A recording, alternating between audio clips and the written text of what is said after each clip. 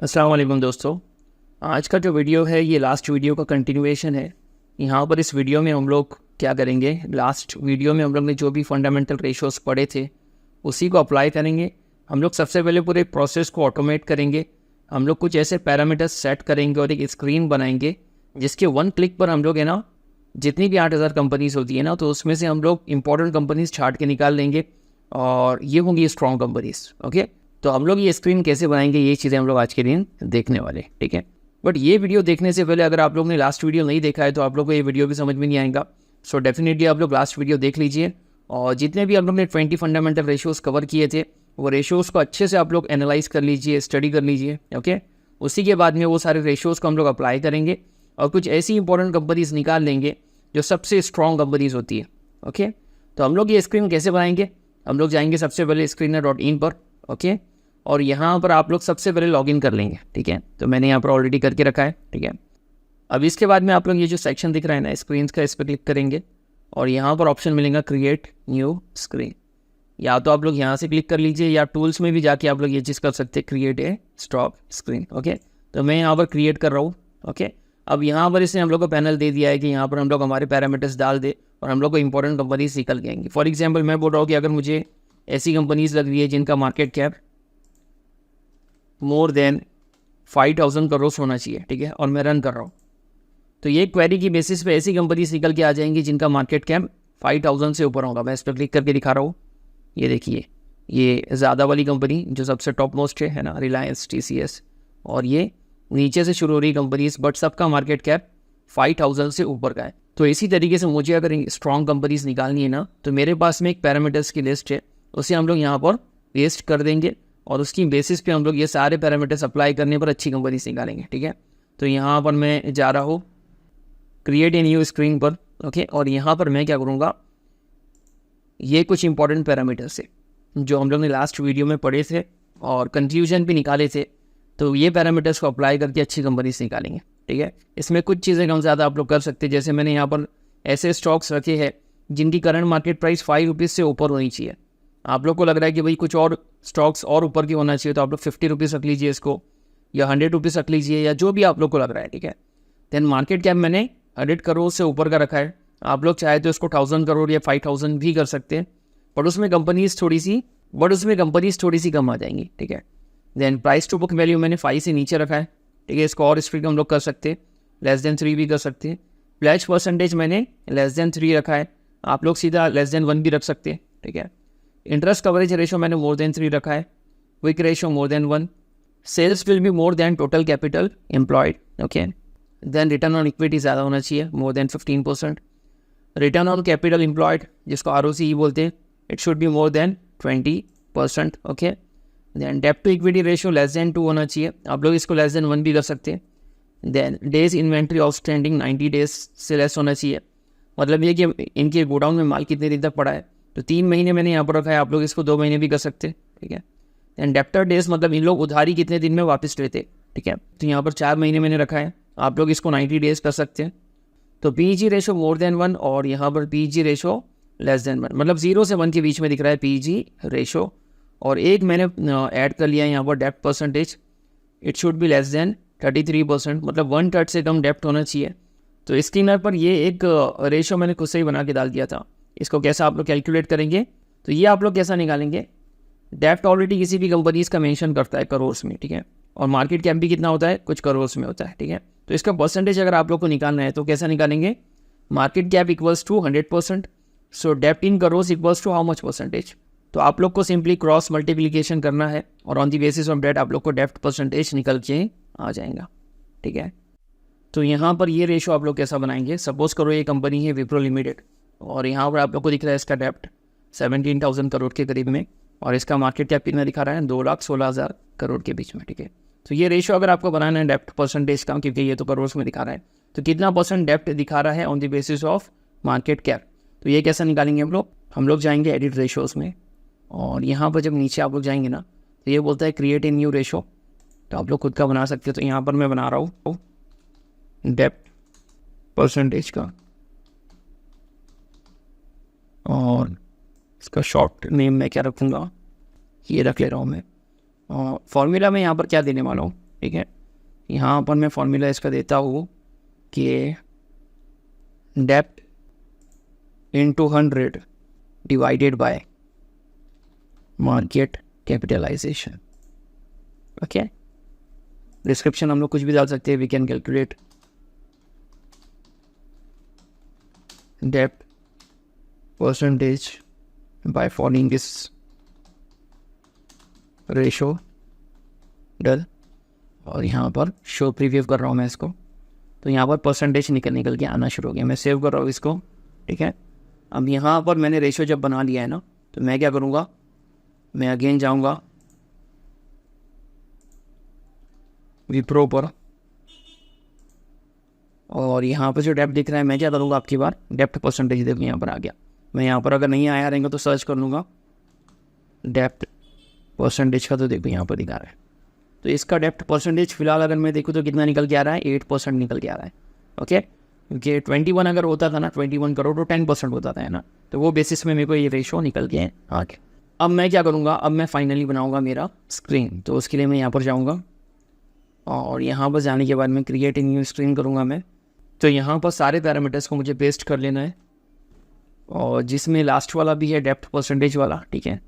तो इसको मैं रहने देता हूँ, और इसके बाद में एंड नहीं लगाऊंगा मैं, ठीक है। और ये हो गया मेरा पूरा रेशो। मैं इसको रन करूँगा, तो जैसे ही हम लोग क्लिक करेंगे ना, तो यहाँ पर कंपनीज निकलनी आ जाएंगी। 43 companies among the entire 7 to 8,000 companies जो फंडामेंटली स्ट्रॉन्ग कंपनीज है, ठीक है। नेक्स्ट पेज पे भी यहाँ पर आ जाएंगे ये सारे, ठीक है। अब जैसे ये सारी कंपनीज आ जाएंगी ना, तो हम लोग क्या करेंगे, सेव दिस क्वेरी करेंगे, और ये स्क्रीन का हम लोग नाम रख देंगे कुछ, जैसे मैं रख रहा हूँ स्ट्रॉन्ग कंपनीज, ठीक है। और यहाँ पर जो भी हम लोग को लिखना है डिस्क्रिप्शन लिख सकते हैं। मैं सेम कॉपी पेस्ट कर रहा हूँ, और मैं इसको सेव कर दूँगा। अब इसका बेनिफिट क्या होगा कि जब भी आप लोग स्क्रीन्स में जाओगे ना, तो ये स्क्रीन आप लोग को ऑलरेडी मेंशन कर देगा। ये आ रही बात समझ में। तो जैसे ही आप लोग इस पर क्लिक करेंगे, आपको अगेन सारी कंपनीज दिखना शुरू हो जाएंगे। आ रही बात समझ में। अपार्ट फ्रॉम दिस, आप लोग जब इस पर क्लिक करेंगे तो आपको ईमेल नोटिफिकेशंस भी आने शुरू हो जाएंगे। ये जो भी नई कंपनी ये पैरामीटर्स में आना शुरू हो गई है, तो वो ये लिस्ट में ऐड होना शुरू हो जाएंगी, और जो कंपनी ये पैरामीटर्स से निकलना शुरू हो रही है, वो यहाँ से लिस्ट में से भी निकल जाएंगी। तो ये this is the beauty of this tool. Okay, अब यहाँ पर अगर कोई बंदा बोले कि ये 43 कंपनीज हैं, तो इसको भी थोड़ा सा स्ट्रिक्ट कर लेता हूँ और थोड़ी सी और इंपॉर्टेंट कंपनीज निकाल लेता हूँ। तो यहाँ पर अब दिख रही है हम लोग को 43 कंपनीज, बट यहाँ पर इन्हीं में छुपे हैं मल्टीपैकर्स। तो आप लोग को अगर इसको और ढूंढना है ना, तो आप लोग को ये क्राइटेरिया को और थोड़ा सा स्ट्रिक्ट करना है। आप लोग क्या करेंगे, नीचे जाएंगे और ये क्राइटेरिया की वैल्यूज़ थोड़ी सी चेंज कर देंगे। मतलब ये डेज इन्वेंट्री आउटस्टैंडिंग को 90 से 60 कर देंगे, मतलब 2 महीने तक ही आप लोग को इन्वेंट्री चाहिए, और डेप्टर डेज को 90 कर देंगे, मतलब 3 महीने तक उतारी काफ़ी है, ठीक है। और यहाँ पर डेप्ट परसेंटेज को आप लोग और कम कर देंगे, यहाँ पर 33 का आप लोग कुछ और कर देंगे, सपोज करो यहाँ पर 20। और यहाँ पर आप लोग समझ के चलो कि प्लेज परसेंटेज आपको चाहिए ही नहीं, तो <1 कर दो। प्राइस टू बुक वैल्यू आप लोग <3 कर दो। ओके, मार्केट कैप और थोड़ा सा ऊपर कर दो, ठीक है। तो इस तरीके से आप लोग कंपनीज़ को कम ज़्यादा करके कर लेंगे। मैं रन कर रहा हूँ क्वेरी को, तो यहाँ पर सिर्फ 12 कंपनी निकल के आएगी। इन्हीं में छुपे होंगे आपके मल्टीबैगर्स, तो आप लोग को ढूंढना होगा अच्छे से, और उसके लिए आप लोग को प्रॉपर हर कंपनी में जाके एनालिसिस करना होगा, ठीक है। तो मैं फ़िलहाल नॉर्मल रहने दे रहा हूँ इसको, फिर से जा रहा हूँ इसमें, और ये कंपनीज मुझे दिख रही है, ठीक है। अब यहाँ पर कोई बंदा अगर बोले कि इनमें से कौन सी कंपनी में इन्वेस्ट करना चाहिए, तो यहाँ पर बात बनेगी भाई कि हम लोग को पर्सनली अब रिसर्च करना होगा। जो भी कंपनी अच्छी लग रही है, तो इसमें जाके इसके रेशियोज़ पूरे अच्छे से पढ़ के इसमें एंट्री बनानी होगी, ठीक है। अब कोई बंदा इसमें सोचेगा कि यार मैं क्या करता हूँ कि मुझे मार्केट कैप के हिसाब से अच्छी कंपनीज चाहिए, तो मैं यहाँ पर क्लिक करता हूँ इस पर। तो यहाँ पर जिसका मार्केट कैप सबसे ऊपर है ना इनमें, वो सबसे टॉप पे आ जाएंगी। मैं फिर से इसको क्लिक करूँगा तो डिसेंडिंग हो जाएगा। इसमें जिसका सबसे कम है वो नीचे ऊपर आ जाएंगी, फिर इसमें जिसका कम है वो सबसे ऊपर आ जाएंगे, ठीक है। अब कोई बंदा बोलेगा कि नहीं यार मुझे EPS इन ग्रोथ 3 साल की जो भी है वो स्ट्रॉन्ग कंपनी चाहिए मुझे, तो यहाँ पर इसको क्लिक करते से यहाँ पर ऐसी कंपनी आ जाएंगी जिसका EPS या नेट प्रॉफिटेबिलिटी सबसे ज़्यादा दिख रही है हम लोग को, और फिर से क्लिक करूँगा तो जिसकी सबसे कम है वो यहाँ पर आ जाएंगी, ठीक है। तो ये बेसिस पे मैं सिलेक्ट कर सकता हूँ। तो फॉर एग्जांपल मार्केट कैप की बेसिस पे मैं देख रहा हूँ, तो ये वाली जो कंपनी है JNFC, इसका मार्केट कैप सबसे ज़्यादा दिख रहा है। तो मैं सोच रहा हूँ कि ये वाली कंपनी में थोड़ा सा देख लेता हूँ कि अच्छी है कि नहीं है। तो मैं इस पर क्लिक करूँगा और सारी चीज़ें पढ़ना शुरू कर दूँगा। ओके, कि मार्केट कैप सबसे पहले पढ़ूंगा कि मार्केट कैप इसका 5 ईयर्स बैक कितना था, 5000 के करीब में। 3 ईयर्स बैक कितना था, कम हो गया, बढ़ना चाहिए तो कम हो गया, 1700 करोड़ के बीच में हो गया। और अभी कितना दिखा रहा है, 9000। तो यहाँ पर काफ़ी फ्लक्चुएशन दिख रहा है, तो कुछ गड़बड़ तो नहीं है यहाँ पर। तो यहाँ पर इसका करंट मार्केट प्राइस ये है, तो मैं क्या करूँगा, एक्सपोर्ट टू एक्सेल करूँगा और इसकी शीट खोलूँगा।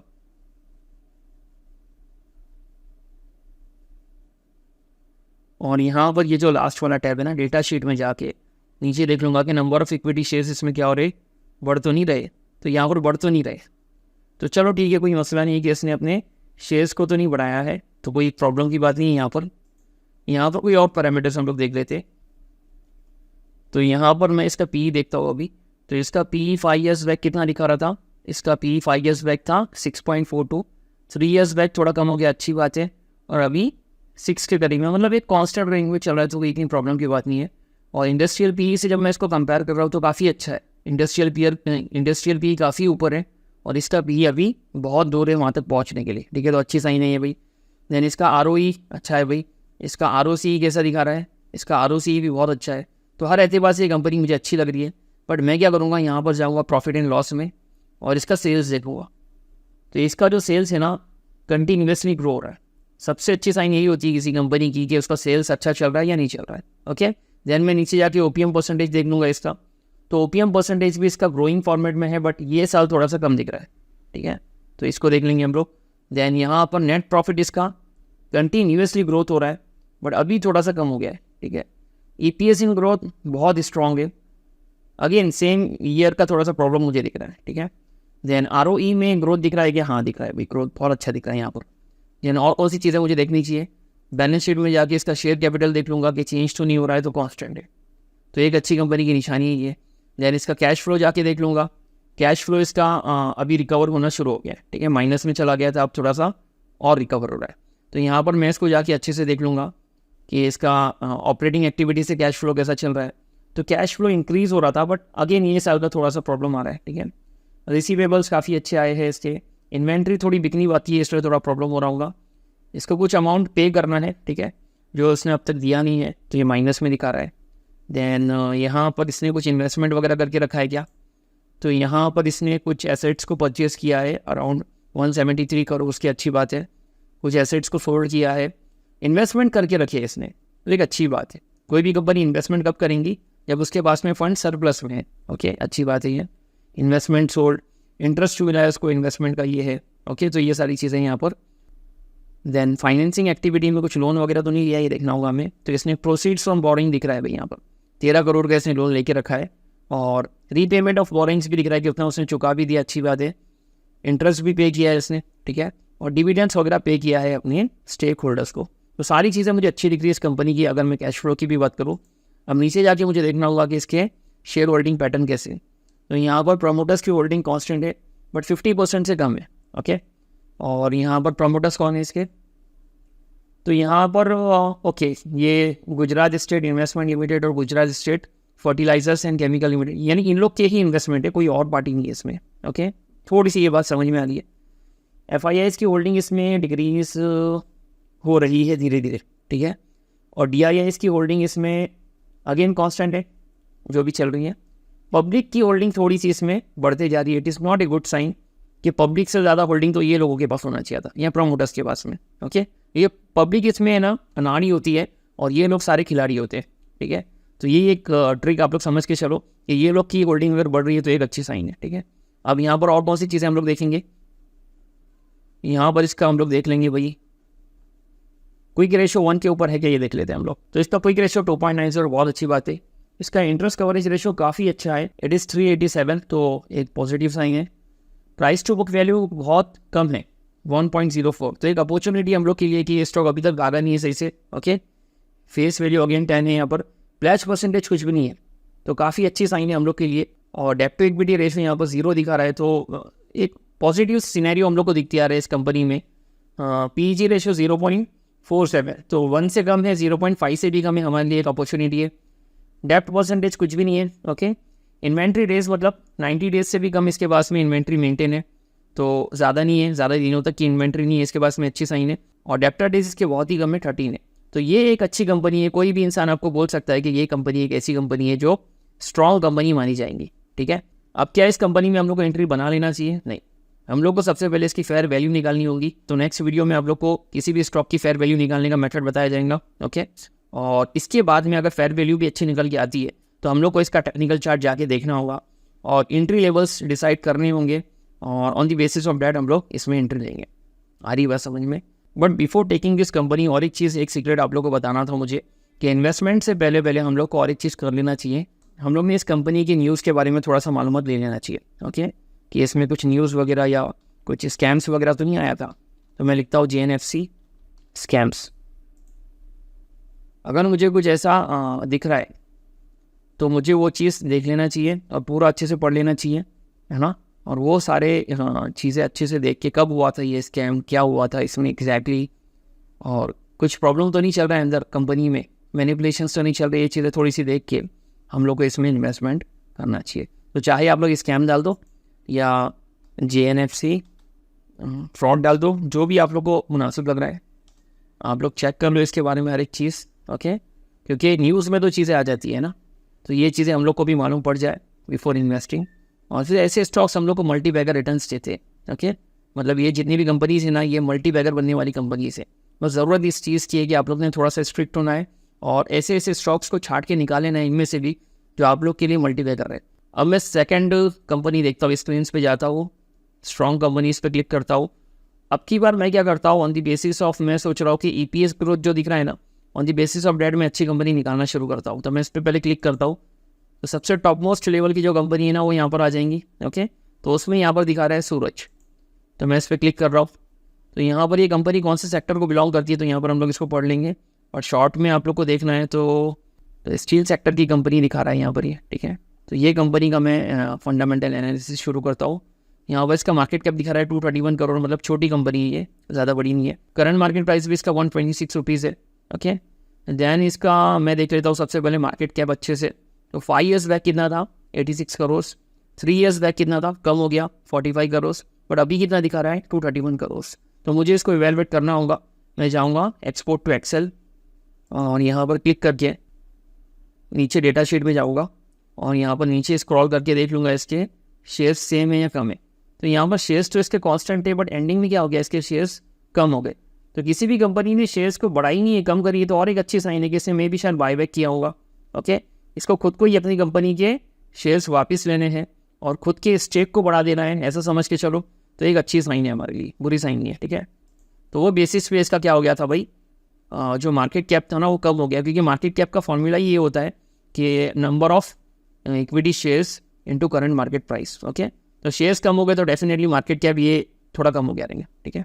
अब हम लोग देख लेंगे इसका P 5 ईयर्स बैक 40 था, 3 ईयर्स बैक 40 और अभी कितना है 11। तो कांस्टेंट था, फिर डिक्रीज हो गया, तो काफ़ी अच्छी साइन है हमारे लिए। अब इंडस्ट्री का भी कितना है 16 है, तो डेफिनेटली हम लोग को अंडर वैल्यू दिख रहा है, ठीक है। अब हम लोग क्या करेंगे, नीचे इसका प्रॉफिट एंड लॉस जाके देख लेंगे। तो सेल्स इसके कंटिन्यूसली ग्रो हो रहे, it is a beautiful sign, okay. OPM इसका इंक्रीज हो रहा है, वेरी गुड। नेट प्रॉफिट इसका इंक्रीज हो रहा है ड्रास्टिकली, देख लो यहाँ पर। और EPS इन ग्रोथ देख लो, तो 3 साल में ज़बरदस्त इसका ग्रोथ दिख रहा है हम लोगों को कंपनी का। मैं नीचे ROE की बात करूँ तो अगेन इंक्रीज हो रहा है इसका, ठीक है। और लास्ट ईयर का देख लो, ज़बरदस्त।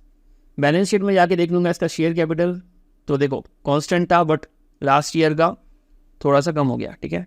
अब मैं कैश फ्लो इसका जाके देख लूँगा, तो कैश फ्लो इसका देखो माइनस से अब थोड़ा सा वही रेंज में, मतलब पॉजिटिव रेंज में आना शुरू हो गया। तो मैं जाके देखता हूँ अंदर, तो प्रॉफिट्स फ्रॉम ऑपरेशंस इसका देखो कितना ज़बरदस्त हो गया, लास्ट ईयर से देख लो कितना इंक्रीज हो गया है। रिसीवेबल्स इसको आने बाकी है तो माइनस में दिखा रहा है। इन्वेंट्री इसकी इतनी चली गई है, ओके। और पेएबल्स इसको इतने पैसे पे करने हैं तो ये माइनस में दिखा रहा है, ठीक है। अब इसने कुछ इन्वेस्टमेंट करके रखा है, तो मैं देखता हूँ यहाँ पर, तो इसने इसने कुछ एसेट्स को परचेज किया है, वो 3 गुना बढ़ के लास्ट ईयर से, देख लीजिए। तो मतलब ये कंपनी है जो डेफिनेटली ग्रो करने जा रही है ना। और इसने कुछ एसेट्स को सोल्ड किया है, बाकी कुछ नहीं है इसमें, ठीक है। इसने कुछ लोन लेके रखा है, तो देख लेते हैं हम लोग। इसने प्रोसीड्स फ्रॉम बोरिंग, मतलब कोई लोन लिया नहीं है इसने अब तक। रीपेमेंट ऑफ बोरिंग्स, मतलब लास्ट ईयर कुछ लिया रहेंगे ना तो उसको पे कर दिया इसने, -13 दिखा रहा है ना यहाँ पर, ठीक है। इंटरेस्ट वगैरह भी कुछ पे किया है इसने, डिविडेंड्स तो दिया नहीं है इसने, ठीक है। तो ये सारी चीज़ें इसमें दिख रही है, ठीक है। तो कैश फ्लो मुझे अच्छा दिख रहा है यहाँ पर। अब मैं यहाँ पर जाके देखूंगा प्रमोटर्स होल्डिंग, तो देख लीजिए शानदार, अराउंड 75% खाली प्रमोटर्स की होल्डिंग है इसमें। ओके, और गवर्नमेंट का भी स्टेक है इस कंपनी में जो इंक्रीज़ होते जा रहा है, ठीक है, हम लोग को दिख रहा है यहाँ पर, और पब्लिक का कुछ स्टेक है इसमें, ठीक है। अब प्रमोटर्स में कौन लोग है ये मुझे देखना होगा। तो यहाँ पर प्रमोटर्स में देखो, ये सरनेम मुझे दिख रहा है शाह, और ये कैटेगरी के लोग सारे दिख रहे हैं यहाँ पर। तो it is a wonderful sign कि ये कंपनी कोई प्राइवेट लिमिटेड कंपनी के हाथों में नहीं है, ये अपने फैमिली मेम्बर्स के हाथों में है, ठीक है। दैन और क्या चीज़ मुझे देखनी चाहिए, तो मैं जाता हूँ ऊपर और यहाँ पर इसका क्विक रेशियो देख लेता हूँ कि मोर देन 1 है कि नहीं है, ठीक है। तो क्विक रेशियो इसका 1.38 है, गुड साइन। पीजी रेशियो 1 से कम है और 0.5 से भी कम है, गुड। डेप्ट परसेंटेज 10% से भी कम है, गुड। डेप्टर डेज मतलब इसका जो है उधारी के दिन है ना, जस्ट 33 डेज है ना, तो उससे पहले पैसा इन लोग के पास कलेक्ट हो जाता है, गुड। इन्वेंट्री डेज मतलब 38 डेज से ज़्यादा इन लोग के पास में गोडाउन में माल नहीं रहता है, it is again a good sign. डेप्ट to equity ratio less than 1 है, 0.21 है, again a good sign.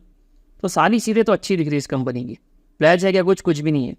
Interest coverage ratio more than 3 है, ओके। तो हर चीज़ अच्छी दिखने पर मैं क्या करूँगा, इस कंपनी का जल्दी से जाके फेयर वैल्यू निकाल लूँगा, और उसके बाद में मैं क्या करूँगा, टेक्निकल एनालिसिस कर लूँगा, चार्ट देख लूँगा, एंट्री पॉइंट डिसाइड कर लूँगा, और डेफिनेटली इसमें एंट्री कर लूँगा। आ रही बात समझ में। तो ये आज की वीडियो में हम लोग ने देखा है कि कैसे हम लोग स्ट्रॉन्ग कंपनीज़ को निकालेंगे। अच्छा, ठीक है। तो यहाँ पर हम लोग ने कर लिया इसका फंडामेंटल एनालिसिस। तो क्या अब इसमें एंट्री बनती है? नहीं। अब हम लोग को सेकंड पार्ट करना है, that is the technical analysis के लिए एक सेपरेट कोर्स मैं आप लोग के लिए बनाऊंगा इंशाल्लाह। सो ये आप लोग के लिए खुशखबरी है, जहाँ पर हम लोग प्रोफेशनल वे में टेक्निकल एनालिसिस सीखेंगे। हम लोग इंस्टीट्यूशंस की एक्टिविटी पकड़ेंगे, कहाँ पर इंस्टीट्यूशंस के बाइंग जोन है, कहाँ पर उनके सेलिंग जोन है, और on the basis of debt हम लोग किसी भी स्टॉक में एंट्री और एग्जिट डिसाइड करेंगे। तो गाइस उम्मीद करता हूँ ये वीडियो आप लोग को पसंद आया होगा। अब नेक्स्ट वीडियो जो होने वाला है ना इसमें हम लोग क्या करेंगे, हम लोग स्टॉक की फेयर वैल्यू कैसे निकाली जाती है, उसके फॉर्मूलाज वगैरह हम लोग देख लेंगे। काफ़ी ईजीएस्ट वे में हम लोग देखेंगे, और हम लोग को जो भी स्टॉक्स हम लोग सोच रहे हैं जिसमें इन्वेस्ट करना है उसके फेयर वैल्यूज़ निकाल लेंगे पहले, ठीक है। तो अगर आप लोग को ये वीडियो पसंद आया तो ज़रूर इसको लाइक कर दीजिए, और कमेंट बॉक्स में आपके रिप्लाइज भी मेंशन कर दीजिए। तो आज की वीडियो के लिए इतना काफ़ी, हम लोग मिलते हैं इंशाल्लाह नेक्स्ट वीडियो में। अल्लाह हाफिज़।